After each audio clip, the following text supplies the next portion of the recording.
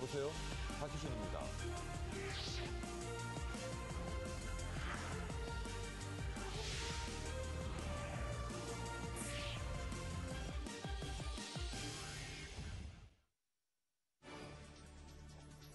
머니24 헤드라인입니다. 버락 오바마 미국 대통령이 현지 시간으로 20일 백악관에서 취임 선서를 하고 두 번째 임기를 공식적으로 시작했습니다. 중국 국가통계국이 12년 만에 발표한 소득분배 불평등지수 지니 개수에 대한 비난의 목소리가 쏟아지고 있습니다. 금융당국이 은행들의 중소기업 지원을 독려하고 있지만 지원 조건이 까다로워 여전히 많은 중소기업들이 자금난에 허덕이고 있습니다. 엔화 부채가 많은 철강 산업 업체들은 단기적으로는 엔저 수혜를 볼 수 있지만 장기적으로 가격 경쟁력이 떨어져 매출 타격을 받기 때문에 이를 심각하게 우려하고 있는 것으로 알려졌습니다. 오는 23일부터 27일까지 닷새간 스위스 스키 휴양도시 다보스에서 제43회 다보스 포럼이 불굴의 역동성이라는 주제로 개최됩니다. 김종준 하나은행장은 최근 매일경제 인터뷰에서 국내에서 경쟁력을 인정받은 프라이빗 뱅킹 자산관리 영업 노하우를 중국에서도 활용하겠다고 밝혔습니다.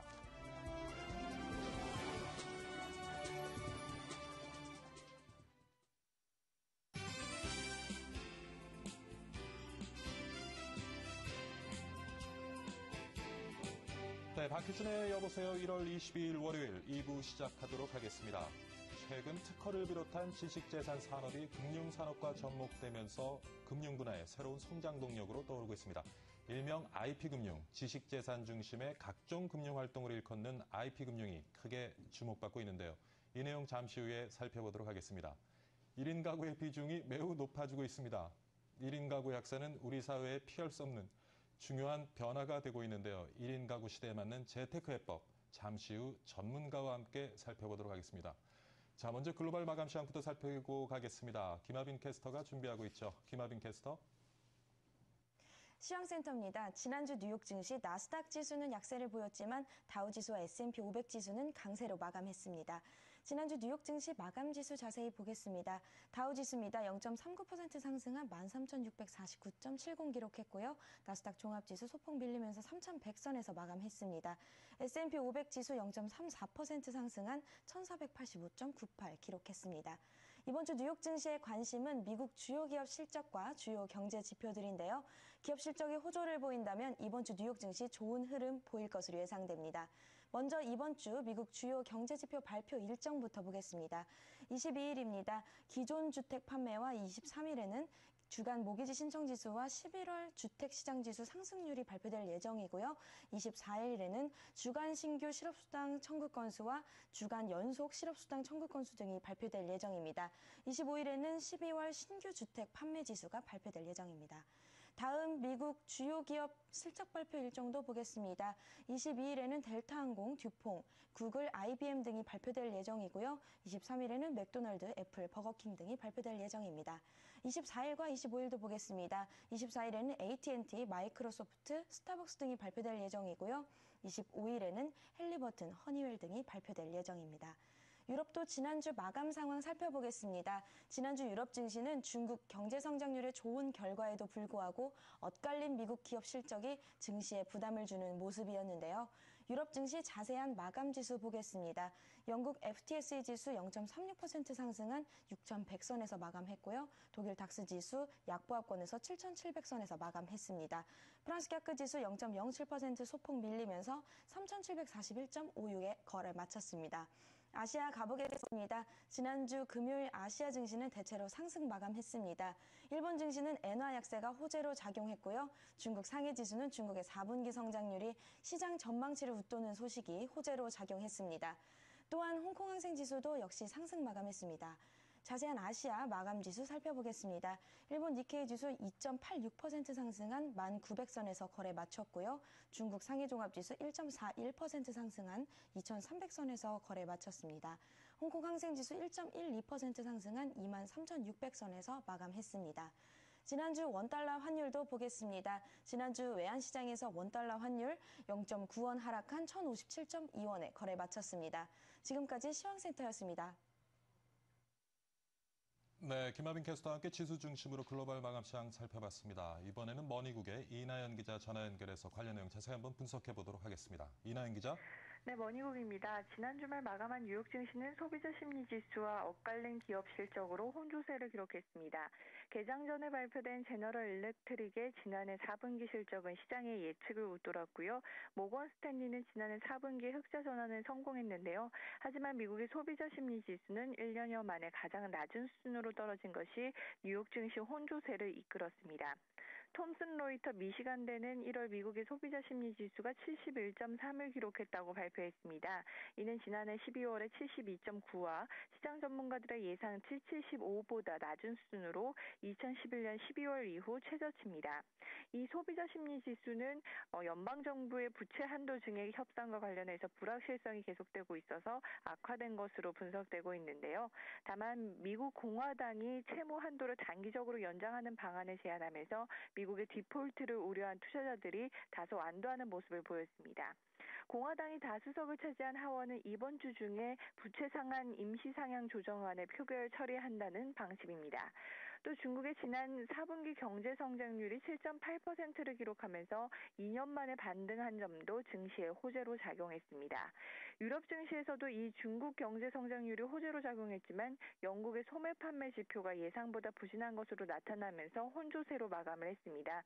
영국이 유통업계 대대적인 할인 공세에도 불구하고 지난해 12월 소매 판매가 전월보다 감소했다는 소식이 전해지면서 경기 침체 우려를 고조시켰습니다. 특히 가정용품 판매가 전월보다 3%나 감소해서 연말 홀리데이 시즌 효과가 나타나지 않은 것으로 분석이 됐습니다.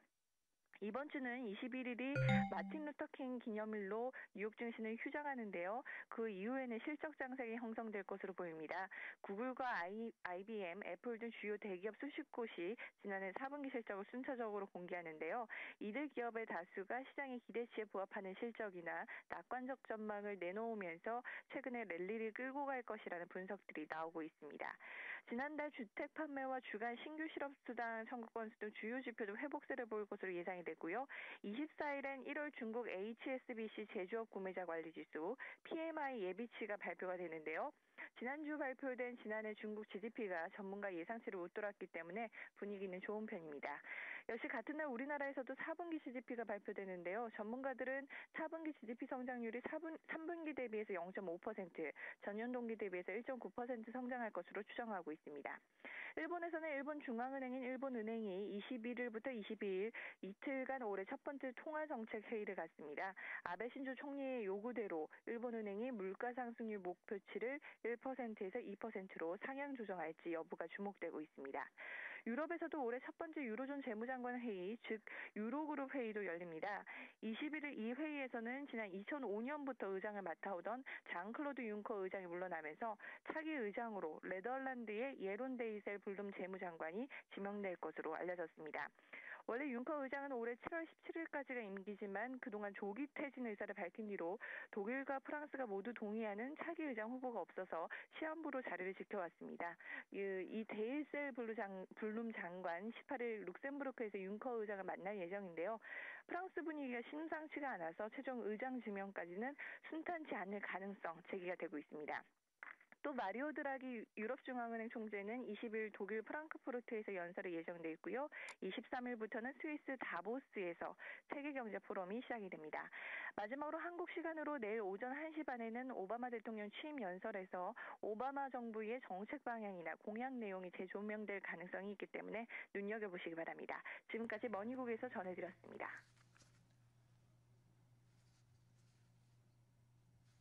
네, 이나연 기자 수고 많았습니다. 다음 소식입니다. 버락 오바마 미국 대통령이 현지 시간으로 20일 백악관에서 취임 선서를 하고 두 번째 임기를 공식적으로 시작했습니다. 오바마 대통령은 백악관 블루룸에서 부인 미셸 여사와 두 딸 샤샤, 말리아가 지켜보는 가운데 존 로버츠 연방 대법원장 앞에서 취임 선서를 했습니다. 미국 헌법에서 정한 대통령 취임일인 20일이 일요일이기 때문에 공식 취임식은 21일 의회 의사당 캐피털 톨힐 계단에 마련된 특별부대에서 열리게 됩니다. 중국 국가통계국이 12년 만에 발표한 소득분배 불평등 지수 지니 계수에 대한 비난의 목소리가 쏟아지고 있습니다. 지난 18일 국가통계부는 지니 계수가 2008년 0.491로 정점을 찍은 뒤 소득 불평등이 완화되고 있으며 지난해에는 0.474로 떨어졌다고 밝힌 바 있습니다. 그러나 세계은행 고문을 지낸 바 있는 중국 경제학자 쉬샤오넨 교수는 동아라도 감히 이렇게 쓰지는 못할 것이라며 정부 발표를 비난하고 나섰습니다. 최근 금융당국이 은행들의 중소기업 지원을 독려하고 있습니다. 하지만 지원 조건이 까다로워 여전히 많은 중소기업들이 자금난에 허덕이고 있죠. 이나연 기자가 전해드립니다. 15명 남짓의 직원이 있는 중소 SI 업체. 이 업체는 불황 속에서도 활기가 넘칩니다. 최근 중소기업 금융지원 제도를 통해 정부와 30억 원 규모의 계약을 맺었기 때문입니다. 이 계약을 발판으로 올해 100억 원 규모의 매출을 목표로 세웠습니다. 네트워크론이나 공공구매론을 통해서 저희들이 원자재 구매 자금을 80%에서 80% 정도 미리 대출을 해주는 제도를 이용해서 금융당국은 2008년부터 중소기업 금융회로 상담센터를 통해 중소기업을 지원하고 있습니다. 지난해 11월 말까지 상담 건수 4,500건 가운데 2,200건이 수용돼 중소기업에게 1조 8천억 원이 지원됐습니다. 하지만 정책의 사각지대에 있는 중소기업들이 여전히 많습니다. 영세하거나 새로 창업한 중소기업 대부분은 은행 대출 요건에 맞추지 못해 지원 대상에 포함되지 못하고 있습니다. 겉으로는 이제 좀 이렇게 정부라든지 금융당국에서 요청하는 부분들을 들어주는 모습을 보이지만은 실제적으로는 그런 부분들이 BIS 비율이라든지 이런 부분들을 맞추기 위해서 아무래도 이제 중소기업들에 대해서 대출을 꺼리는 그런 경향이 많은 것 같습니다. 금융감독원은 올해 시중은행들이 중소기업에 30조 8천억 원을 신규 대출하도록 독려할 계획입니다. 은행별 중소기업 대출 목표 실적을 모니터링하여 부진은행에 대해서는 지도를 강화하고 자금이 적정하게 공급되도록 하는 한편 또 중소기업들이 지원 제도가 있는지도 잘 모르는 경우도 많아 적극적인 홍보도 필요하다는 지적입니다. M머니 이나연입니다. 엔화 부채가 많은 철강 산업 업체들은 단기적으로 엔저 수혜를 볼 수 있지만 장기적으로 큰 타격을 받기 때문에 이를 우려하고 있는 것으로 알려졌습니다. 업계에 따르면 원자재 수입 비중이 높은 철강 산업은 원화값이 오르면 수익성이 개선되는 것이 일반적이지만 최근에는 원화 강세와 함께 엔화 약세가 나타나고 있어 위험성이 더 높은 상황입니다. 또 경쟁 관계에 있는 일본 철강 산업의 가격 경쟁력이 높아져 피해를 입을 것으로 보입니다. 지난 23일부터 27일까지 닷새간 스위스 스키 휴양 도시 다보스에서 제43회 다보스 포럼이 개최됩니다. 이번 다보스 포럼의 주제는 불굴의 역동성으로 시스템적으로 역동성 있는 체제를 갖출 필요가 있다는 목소리를 반영하기 위한 것으로 풀이됩니다. 정계, 관계, 재계, 학계, 파워엘리트 2,500여 명이 참여하는 올해 포럼에는 앙겔라 메르켈 독일 총리, 데이비드 캐머런 영국 총리, 드미트리 메드베데프 러시아 총리, 마리오 몬티 이탈리아 총리 등 50개국의 국가정상들이 다보스를 찾아 뉴노멀 시대에 대한 해안을 제시할 예정입니다. 김종준 하나은행장은 중국에서 프라이빗 뱅킹 영업을 강화하겠다고 밝혔습니다. 김종준 은행장은 최근 매일경제와 인터뷰에서 이같이 밝히며 국내에서도 경쟁력을 인정받은 자산관리 영업 노하우를 중국에서도 활용하겠다고 설명했습니다. 하나은행은 이를 위해 한국계 은행 중 가장 먼저 금리 제한을 받지 않는 고금리 상품을 중국에서 출시했고 지난해에는 한국 관련 서비스를 제공하기 위한 VIP 다이아몬드 카드도 출시했습니다. 2013년 올 한 해 카드업계는 모바일 카드를 주목하고 있는데요. 모바일 카드 시장의 특징과 규모 그리고 전망을 서한한 기자가 전해드립니다. 올 한 해 카드업계는 체크카드와 함께 모바일 카드를 주목하고 있습니다. 모바일 카드는 스마트폰에 플라스틱 카드의 정보를 옮겨 담아 결제를 간편하게 할 수 있도록 하는 것이 특징입니다. 국내 모바일 카드 시장은 통신사와 제휴가 용이한 하나SK와 BC카드가 주도하고 있습니다. 하나SK 모바일 카드입니다. 2012년 12월 총 사용 금액이 120억 원을 넘어서며 2011년 총 사용 금액을 훌쩍 뛰어넘는 가파른 성장세를 보여줬습니다. 하나SK의 모바일 카드는 스마트폰의 확대와 함께 이용 고객 수가 1년 만에 2배나 증가했고 지난해 누적 이용 금액이 600억 원을 넘어섰습니다. 스마트폰 사용자가 지속적으로 늘어나게 되면서 하나SK 모바일 카드를 이용하고자 하는 이 니즈를 갖고 있는 고객들이 더욱더 많이 늘어날 것으로 보여집니다. BC카드 역시 고객 수 30만을 돌파하며 모바일 카드 시장의 양대 축으로 올라섰습니다. 하지만 새로운 시장인 만큼 보완해야 할 부분이 많습니다. 모바일 카드를 발급받으려면 반드시 플라스틱 카드가 있어야 합니다. 모바일 카드 단독 발급은 본인 인증에 대한 법적 기준이 없어서 아직 불가능합니다. 이제 막 시작하는 단계이다 보니까 이 모바일 단독 카드 발급의 경우에도 본인 인증을 어떻게 할 건지 이런 여러 가지 어떤 앞으로 해결해야 할 과제들이 많이 산적해 있다. 또 기술 표준화가 이뤄지지 않아 카드사별로 호환이 불가능한 점도 앞으로 보충해 나가야 할 부분입니다. M머니 서한환입니다. 불황을 겪고 있는 증권사들 고객 잡기에 연연이 없는 모습을 보이고 있는데요. 이제는 아예 보험사처럼 고객을 직접 찾아가는 서비스를 강화하고 있다고 합니다. 최은진 기자가 전합니다. 실적 급감에 새로운 수익원 찾기도 어려운 증권사들. 생존을 위한 새로운 영업 전략이 필요해짐에 따라 최근 외부 영업 강화 움직임이 나타나고 있습니다.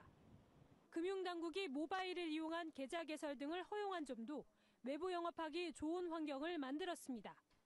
신한금융투자와 한화투자증권, NH농협증권은 영업 직원의 모바일을 이용해 계좌 개설과 금융상품 가입이 가능하도록 했습니다.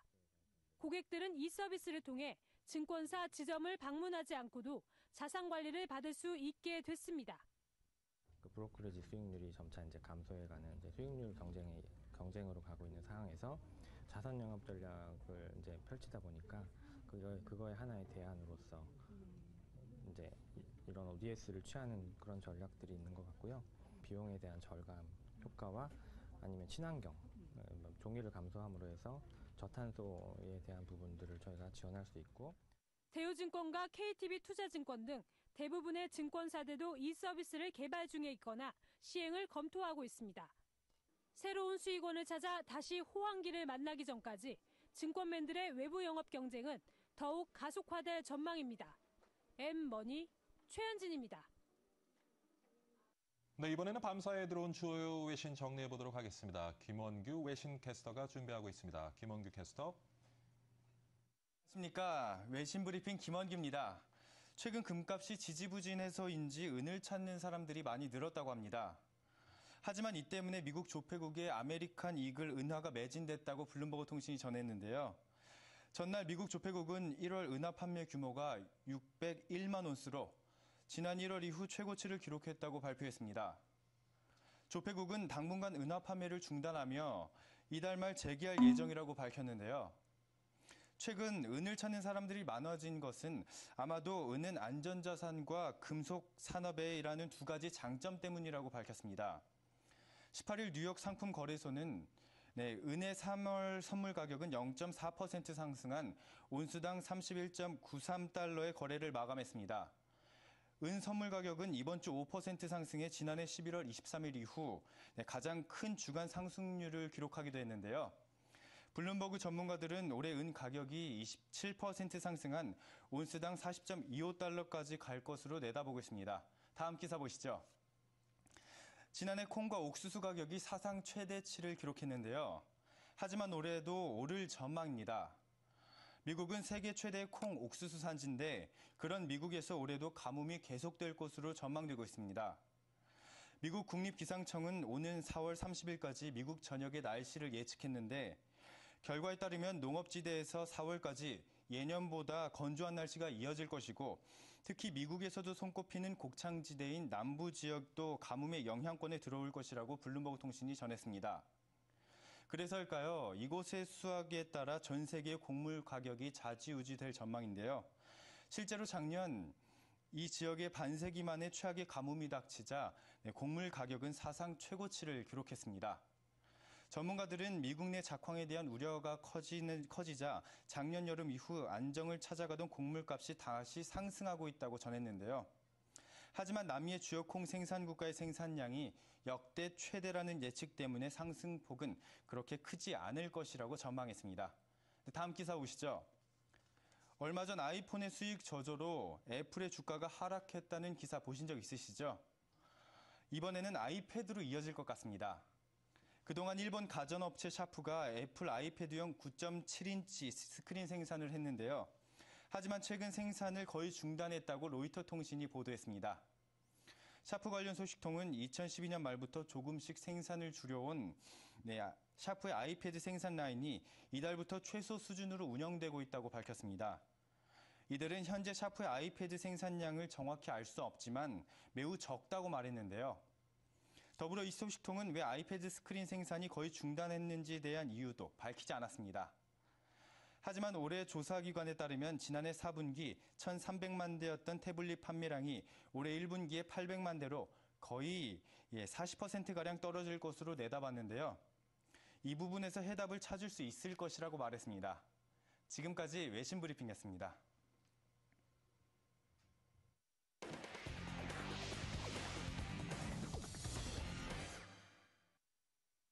네, 이번에 집중 관찰 시간입니다. 오늘 종목은요, 한세실업입니다. 오늘은 토러스증권 박준현 차장과 함께 한세실업이 최근 가지고 있는 이슈 집중 분석해보고요.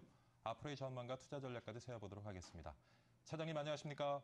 안녕하세요. 네, 주말 잘 지내셨어요? 예, 잘 보냈습니다. 예, 한세실업 최근 어떤 이슈 가지고 있는지 좀 살펴봐 주시죠. 네, 최근에 한세실업 같은 경우에는 예. 호재와 악재가 좀 중복되는 모습 보였는데요. 일단은 원화 강세에 따라서 감익이 우려되고 있습니다. 4분기 실적이 생각보다 좀 좋지 않을 것이다. 이런 이야기들이 나오고 있는데요. 예. 가장 큰 이유는 이제 원자재료 가격 그리고 환율에 따른 실적 변동성이 경쟁사인 영업무역보다 크다라는 어떤 단점이 있습니다. 이런 부분들을 한세실업이 이제 어떻게 해소할 것인가가 주가의 변수가 될 것으로 보이고요. 작년 말에 코스피 200에 특별 편입이 되는 또 호재가 있었습니다. 일성 신약이 거래량 저조에 따라서 제외가 됐고요. 한세실업이 특별 편입이 됐는데요. 수급으로 봤을 때는 상당히 긍정적인 요인이 아닌가. 최근 연기금에서도 대량 매입을 한 그런 보고가 있었습니다. 특히 그 한파에 따른 수혜라는 뉴스도 있었죠. 방출이 같은 경우에는 아무래도 의료업에 긍정적인 영향을 미치기 마련인데요. 이런 부분들도 작용합니다.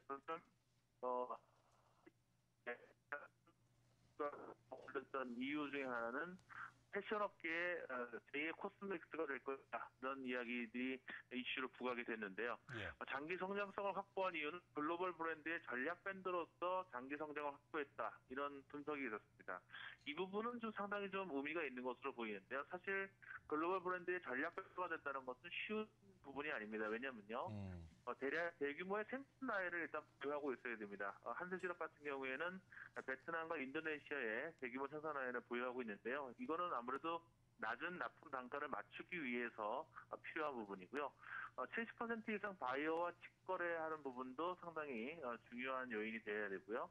자가 공장 비율이 60% 이상이 되어야지만 전략 밴드로서의 지위를 누릴 수 있는 부분이고요. 특히나 디자인이나 생산관리, 물자에 그동안 지속했기 때문에 풀 패키징 능력을 갖고 있다는 점, 이런 부분들이 전략 밴드로서 부상할 수 있었던 가장 큰 요인이 됐고요. 그것이 장기 성장에 도움을 줄 것이라고 좀 생각하고 있습니다. 네, 그렇군요. 자, 그렇다면 최근에 수급 상황 포함해서 증시에서는 어떤 모습을 보이고 있는지 좀 살펴봐 주시죠.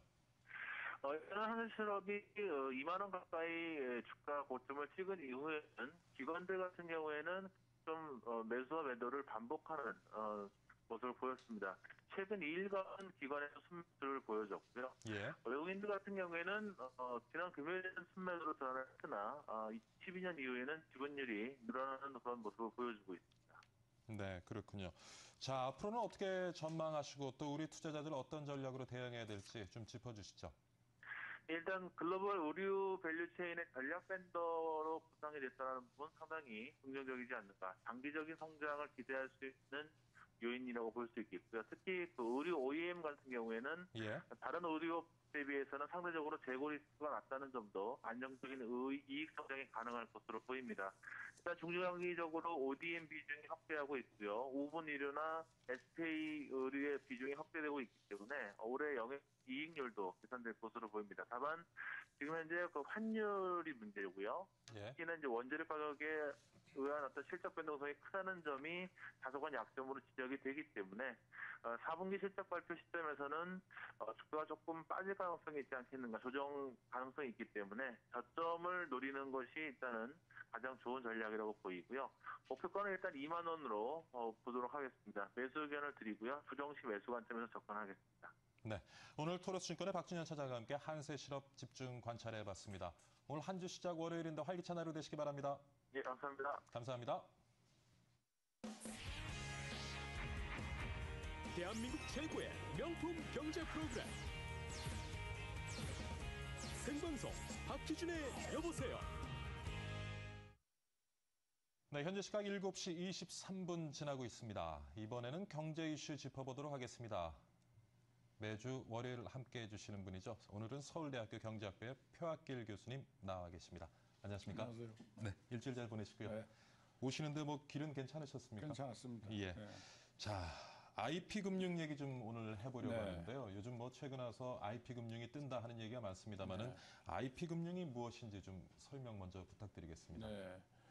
뭐 1990년대 초부터 이제 시작이 된 그런 금융 형태인데 예. 기본적으로는 저는 그 IT 산업의 발전, 예. 또 특히 IT 산업의 그 초기 기업들, IT 산업 시장에 들어간 초기 기업들을 지원하기 위한 그 벤처 예. 금융, 벤처 금융이 발달을 하다가 보니까 조금 더 좀 구체적인 어떤 벤처 산업이라는 것이 정말 뭐 10%의 확률을 가진다든가 예. 그런 얘기가 있지 않습니까? 그러니까 조금 더 담보로 잡을 수 있는 게 뭐 없겠느냐. 조금 더 벤처 산업의 금융 지원을 하더라도 담보를 잡을 수 있는 가치가 없겠느냐 예. 하는 거를 이제 궁극적으로 생각을 하다 보니까 주로 미국에서 발달을 했습니다마는 특허,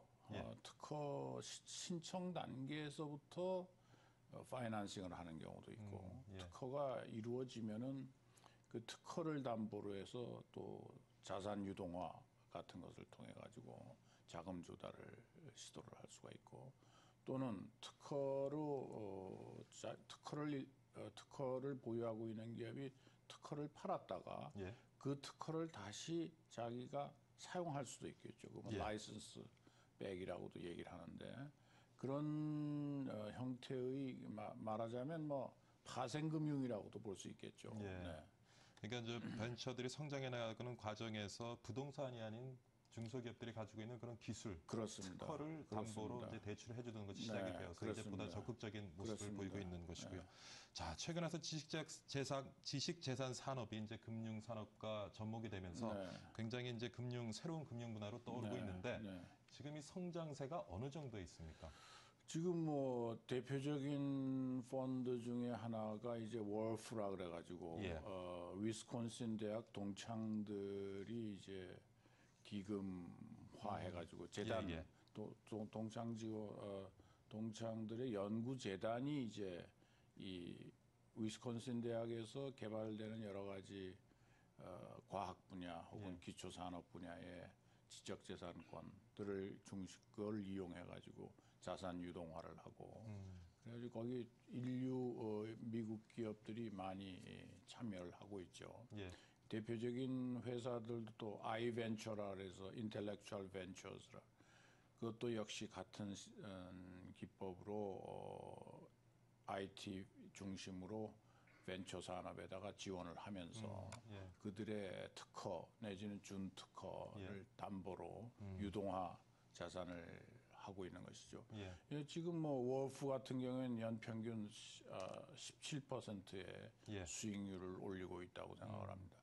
세계은행에서 조사한 거에 의하면 지금 한 2,400억 불 정도의 적잖은 규모인데요. 네, 연평균 한 20%의 그 성장세를 가지고 있는 새로운 금융 분야라고도 볼 수 있습니다. 네. 우리나라는 어떻습니까? 우리나라는 2007년에 제가 기록을 보니까 4대 기업하고 포스코하고 한전이 모여가지고 아이디스커버리, 인텔렉츄얼 디스커버리라는 회사를 설립을 했던 것 같습니다.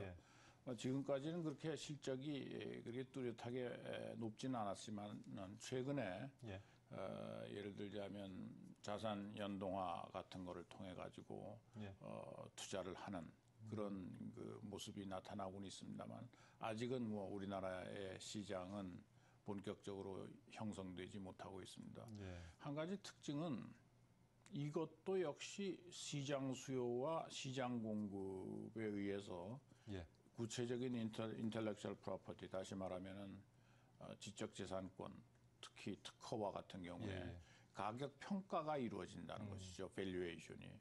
따라서 시장이 일단 활성화돼야 금융이 뒤따를 수가 있겠죠. 다시 말하면 특허 관련 시장에 대해서 어떻게 밸류에이션을 할 수 있느냐, 평가를 할 수 있느냐 하는 것이 주된 과제가 되리라고 생각합니다. 아마 새로 출범하는 미래과학창조부, 미래과학창조부가 착수해야 할 중요한 그런 하나의 산업적인 과제가 아닌가, 산업 지원의 과제가 아닌가 그렇게 생각을 합니다.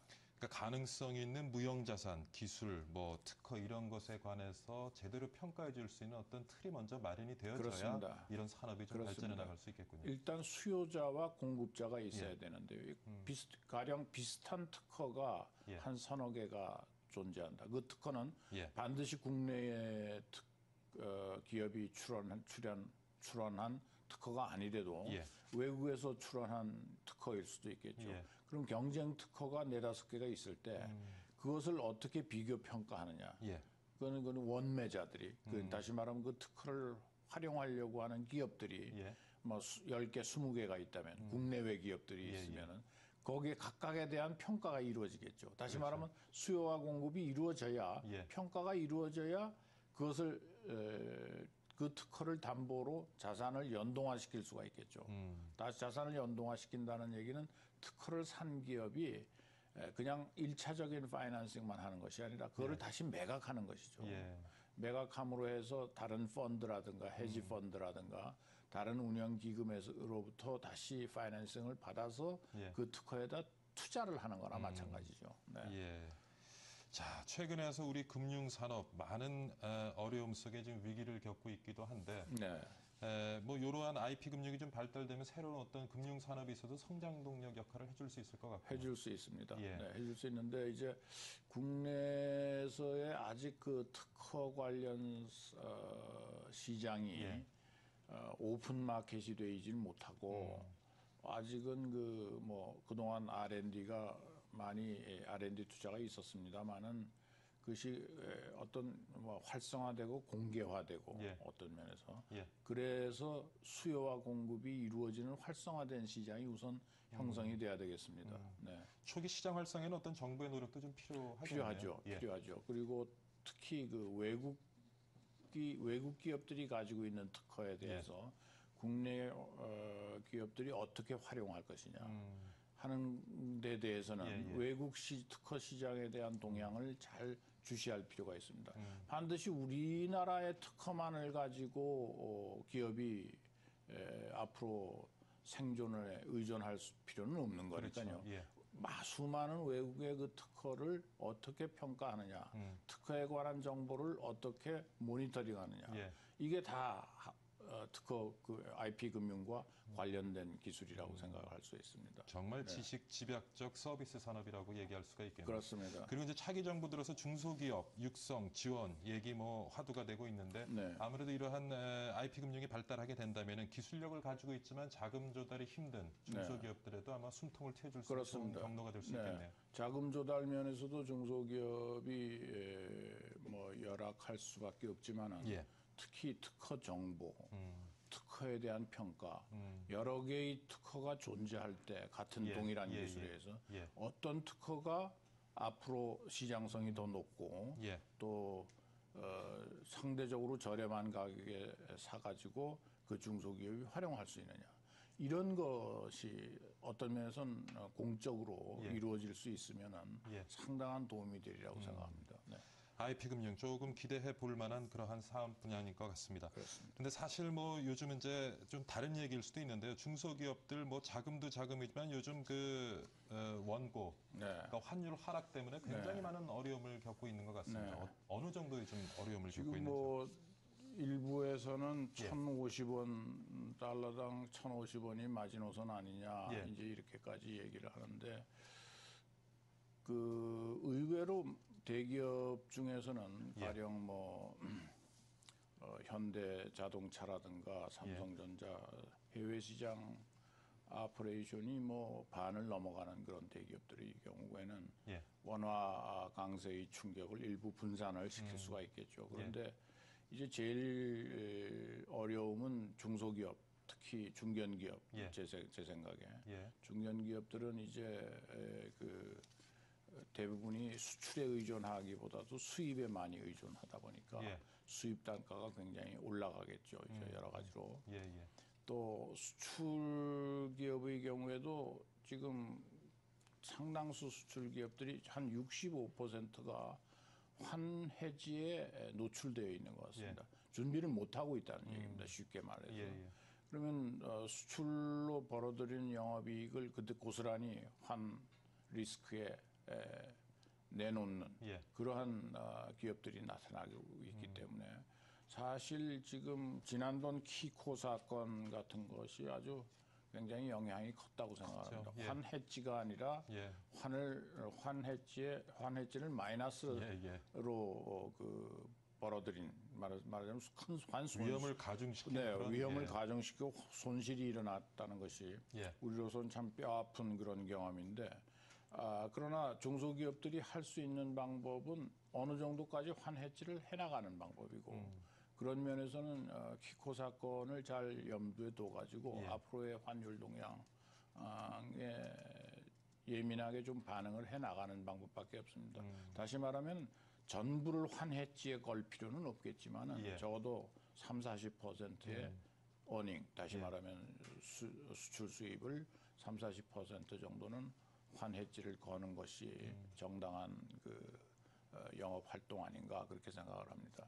다만 거시적으로는 지금 우리가 이렇게 그 원화가 올라가는 거, 다시 말하면은 원화 강세가 되는 거, 이것이 항상 장기간 지속이 되면은 제2, 제3의 그 외환 위기에 노출이 된다는 것을 기억을 해야 되죠.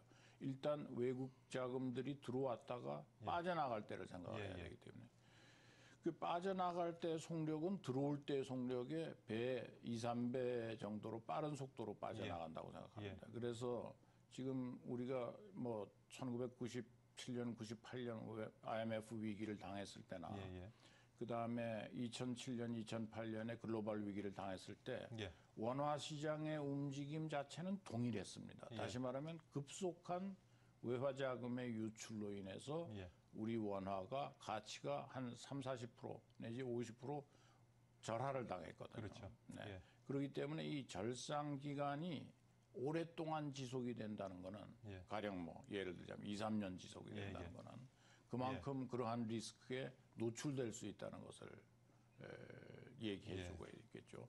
뭐 한 가지 더 지금 상황이 조금 저는 우려스러운 거는 엔화 가치가 절하되면서 우리가 절상이 되는 경우가 그렇게 많지 않았습니다. 엔화가 거의 부동인 상태에서 움직이지 않는 상태에서 맞습니다. 우리가 일방적으로 절하를 많이 당했거든요. 그래서 이게 뭐 엔화 거래를 하는 기업의 입장에서는 이중고를 당하는 것이죠.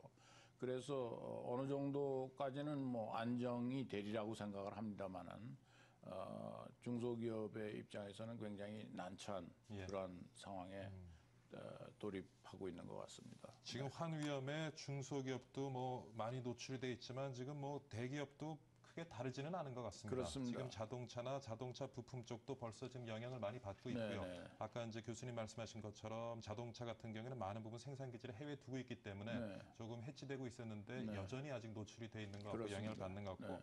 사실은 이제 좀 환율이 떨어지면서 조금 수혜가 예상되던 철강이라든가 네. 아무래도 이제 원자재 수입에서 우리가 네. 이익을 취할 수 있는 네. 뭐 항공이라든가 네. 사실 일시적으로는 우리가 굉장히 수혜 종목이라고 수혜 산업종이라고 얘기를 했는데 네. 지금 말씀하신 것처럼 기간이 길어지고 속도가 가파르다 보니까 네. 지금 여기도 좀 만만치 않은 것 네, 같아요. 그 이제 일종의 J커브 효과가 나타나게 되는데요. 처음에는 수혜 기업들이 어느 정도 수혜를 보는 것처럼 보이지만 예. 아까 제가 말씀드린 대로 엔화가 급격히 하락하다 보니까 상대방, 다시 예. 말하면 일본의 철강 기업이라든가 일본의 자동차 산업이 급격한 그 가격 경쟁력을 회복하게 되는 되죠. 것이죠. 예. 그렇게 됨으로 해서 우리가 가격 경쟁력을 이중으로 잃게 되는 예. 그러한 상황이 곧 초래될 수가 있겠죠. 따라서 국내 대기업들도 마찬가지로 환 리스크에 노출이 되고 있다고 생각합니다. 네. 앞으로 좀 어떻게 보시는지요? 지금 뭐 천원선이 깨진다 안 깨진다 뭐 네. 말들이 많습니다만은 저는 뭐 1,000원까지 내려가리라고 보지는 않습니다만은 뭐 1,050원 선까지는 상반기 중에 내려갈 수 있지 않을까 그렇게 생각을 합니다. 네. 중앙은행인 한국은행 뭐이 어느 정도 개입하리라고 예상은 하지만은 그러나 그 개입의 정도는 극히 미미하리라고 생각을 합니다. 예. 대량으로 개입할 수 없는 상태라고 생각합니다. 예. 기본적으로는 우리가 이제 아직도 국제 수지 흑자 기조를 계속 유지를 하고 있고 예. 아직까지는 수출이 어느 정도 뒷받침을 하고 있기 때문에 예. 당분간 원화 강세의 속도를 예. 늦추기는 어렵지 않겠느냐. 않겠죠. 네. 예. 1,005원 선도 상반기 중에 1,005원 선까지 갈 수 있지 않을까. 예. 그렇게 전망할 수 있습니다. 예. 오늘 서울대학교 경제학부의 표학길 교수와 함께 최근에 많이 뜨고 있는 IP 금융에 대해서 좀 알아봤고요. 그리고 우리 기업들이 겪고 있는 환율 위험에 대해서도 고민해 봤습니다. 이른 시간 출연 감사드립니다. 다음 주에 뵙겠습니다. 네, 교수님. 감사합니다. 감사합니다.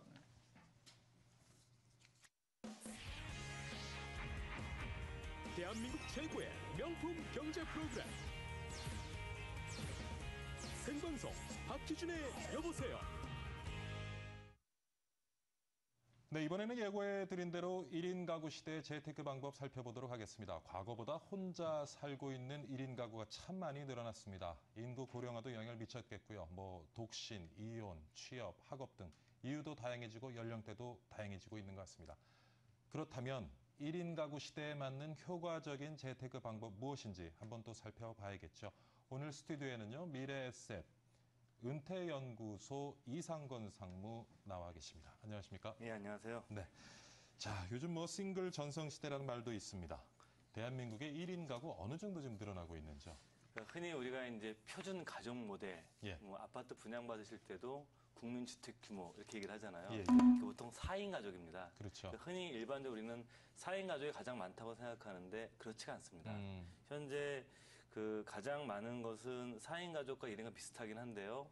현재 2010년도에 1인 가족이 한 24%인데요. 예. 문제 추세입니다. 예. 이 상태로 계속 가게 되면 2030년도 정도가 되면 45%. 그러니까 절반 정도가 1인 가구이기 때문에 더 이제 1인 가구 늘어날 수밖에 없는 이유는 이런 어떤 사회적인 구조의 변화가 있는 것 같아요. 첫 번째가 뭐냐면 그 비혼 가구.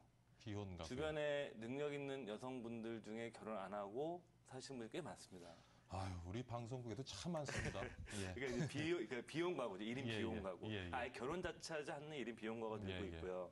두 번째는 이제 뭐냐면 흔히 돌싱이라고 얘기를 하죠. 이혼인 가구들이 늘어나서 1인 가구 있는데 그 세 번째로 이제 가장 심각하고 앞으로 좀 우리가 신경 써야 되는 게 1인 노인 가구의 증가입니다.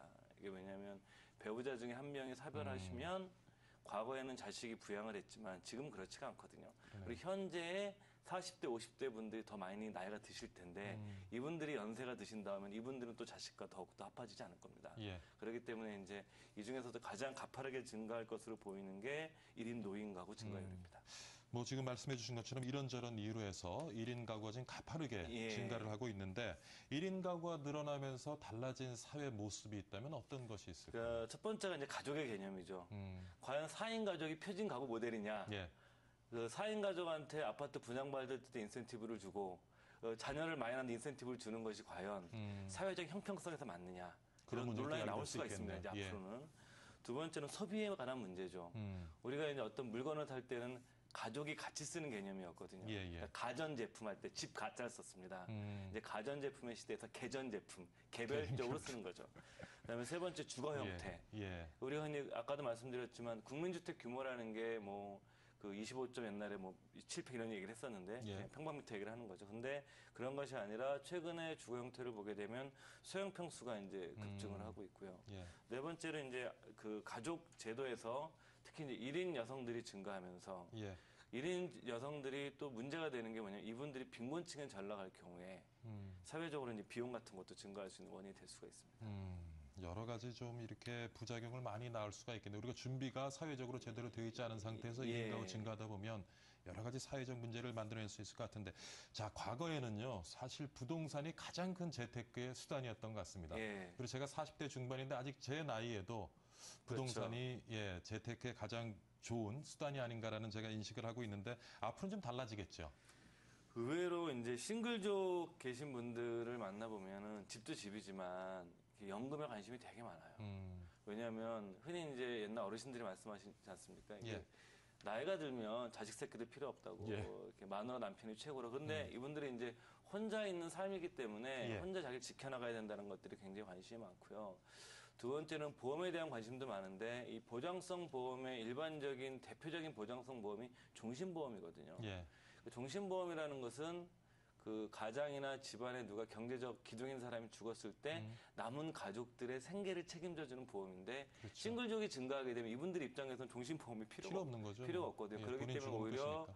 의료비라든가 이런 의료 실비라든가 이런 치료에 관계된 이런 금융상품, 금융보험들에 대해서 훨씬 더 관심이 많고요. 그렇겠네요. 또 주택시장의 쪽의 입장에서 보게 되면 이분들이 아무래도 선호하는 주택이 기본적으로 이제 40평, 50평대 큰 평수의 주택들은 아니거든요. 그래서 장기적으로 보게 되면 우리나라 그러니까 소위 말하는 거액 자산가들이 살고 있는 동네에 큰 평수 말고 일반적인 게 평범한 우리 서민들이 살고 있는 지역의 중대형 아파트들은 상당히 이제 이 수요 공급 차원에서 1인 가구가 증가할 수요가 없겠군요. 예, 그래서 굉장히 좀 곤란을 겪지 않겠느냐라는 전망들이 많은 것 같아요. 예, 그런저런 이제 변화들이 나타날 것 같은데 금융기관들도 이러한 움직임을 좀 읽고 지금 여기에 따라서 움직이는 것 같은데 어떻습니까? 실제로 뭐 저희 회사도 마찬가지지만 예, 예. 은퇴연구소들 많이 만들어서 예. 이제 준비를 하고 있고요. 그다음에 이 현재 굉장히 양극화가 심해졌기 때문에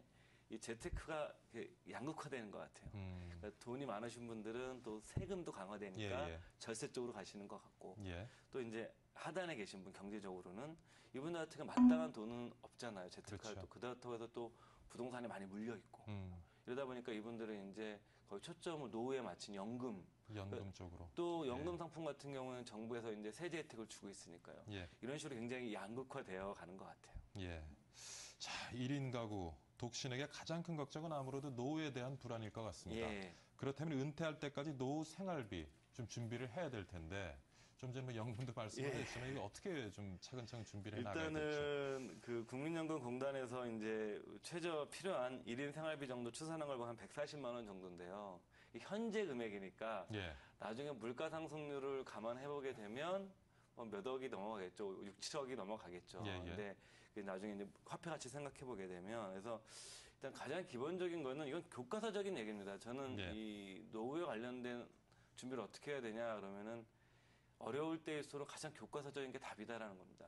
왜냐하면 교과서적인 것에 정부가 혜택을 더 많이 주고 있기 때문에 또 첫 번째는 국민연금 가입하시는 게 너무너무 당연한 거고요. 두 번째 직장 생활하시는 분들은 퇴직연금이시고 자영업하시는 분들은 중소기업 중앙회에서 하는 이 노란우산 공제 같은 상품이 있습니다. 이거는 설사 폐업하시더라도 가압류 못 들어와요. 그러니까 이런 안전장치가 있는 상품들. 그다음에 세 번째로는 이제 그 연간 400만 원까지는 그 근로자들은 연말정산 때 소득공제를 해주고 또 자영업 하시는 분들도 5월 달에 종합소득세 신고하실 텐데 그때 400만 원까지도 소득공제해주는 연금저축연금 펀드. 기본적으로 이 세 가지 상품이 가장 기본적인 것이고 또 이 상품들은 세제 혜택이 있고 또 국민연금 같은 경우에는 또 가압류도 못 들어와요. 나중에 내가 다 망해도. 그러니까 이것을 가장 기본으로만 하셔도 기본 최저한은 마련하실 수 있거든요. 그 다음에 이제 재테크의 영역인 거죠. 일단 처음에는 그 3단계 연금부터 좀 보호막을 치고 그렇죠. 여력이 있다면 이제 투자할 수 있는 뭔가 거기에 재테크. 플러스해서 그 퇴직 이후에 그 노후에 의외로 생활비가 많이 줄질 않아요. 이게 왜 그러냐면 의료비가 생활비 일부처럼 됩니다. 근데 이 보험이라는 걸 통해서 의료비를 준비를 해야 되는데 보험 상품은 갈수록 나빠져요. 왜 그러냐면 보험 상품은 현재 사망률을 가지고 만들기 때문에 오래 살아버리면 보험회사 입장에서 역마진이 나기 때문에 보장을 잘 가져가지는 않을 겁니다.